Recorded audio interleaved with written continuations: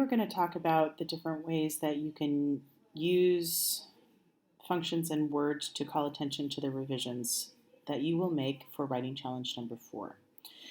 Okay, so the first thing that I want to talk about is using track changes.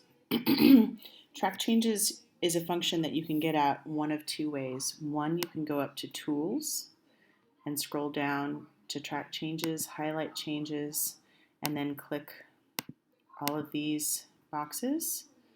Not sure why it's not letting me do that one. The other way, this might be easier for you to do, is to just go ahead and click here and show final markup. And you can actually see where I have already started to do that before. All right, with track changes turned on in the way that it is, again, right here, this little switch, and making sure that it says final showing markup, you can go ahead and highlight something, for example, this, get rid of it, and it shows me, your audience, where you have made a change, which is good, but it's not enough, okay? So you want to go up here to New Comment, and you want to talk to me about why you made the change that you did. All right, so removed because I realized it was unnecessary.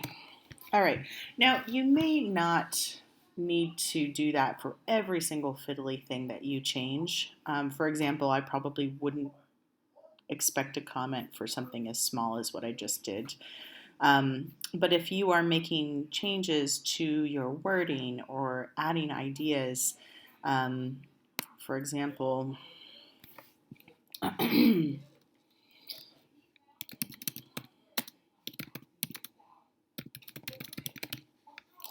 I add something like that,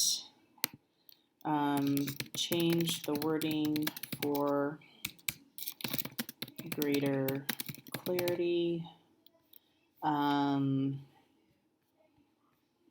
see, blah, blah, blah, blah, blah, blah, blah, blah, blah. Revised thesis statement because it wasn't making an arguable claim. You just need to make sure that where it seems reasonable to make a comment, you make one if you're using track changes in this way. Okay. So that is one possible way. Another way that you can do this is to not use track changes. If it doesn't kind of float your boat, you can go ahead and use highlighting instead. And you might use the highlighting system that I use in grading your papers, where yellow refers to grammar and syntax, orange refers to organization, blue refers to content, and pink refers to citation and quotation integration.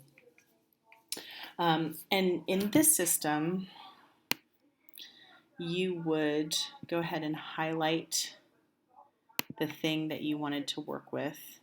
If it's something that you want to get rid of, you might strike it through like this. And then go ahead and choose a different text color like blue to offer a different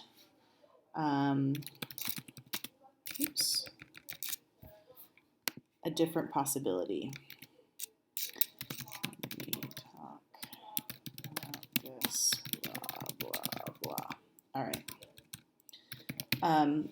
Now, in this scenario, you can go ahead and put in parentheses why you did this, or you can go ahead and insert a text box right here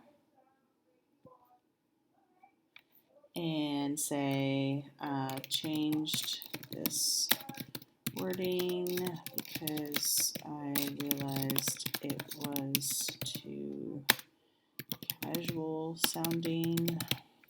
Okay, so you can do a little text box there, or you can do a parentheses, change this wording because blah, blah, blah, blah, blah. Just as long as I can see what you're dealing with, what you've added or what you've taken away or what you've changed, what you are going to do with it, how you're revising it, and the explanation for why you're revising it.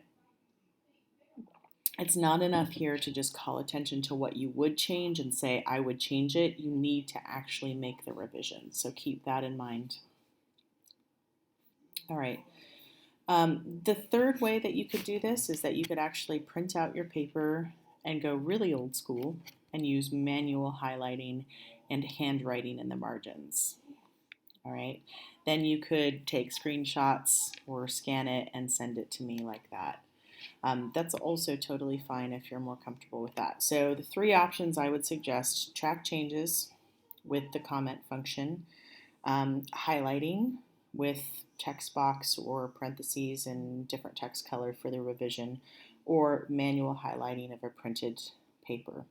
The final element that you want to keep in mind is that after you go through and make the revisions, I am expecting some end comments. That is a reflection on your process of revision, what you were hoping to accomplish,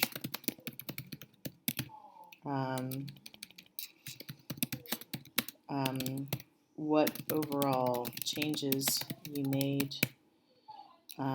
any challenges you faced, and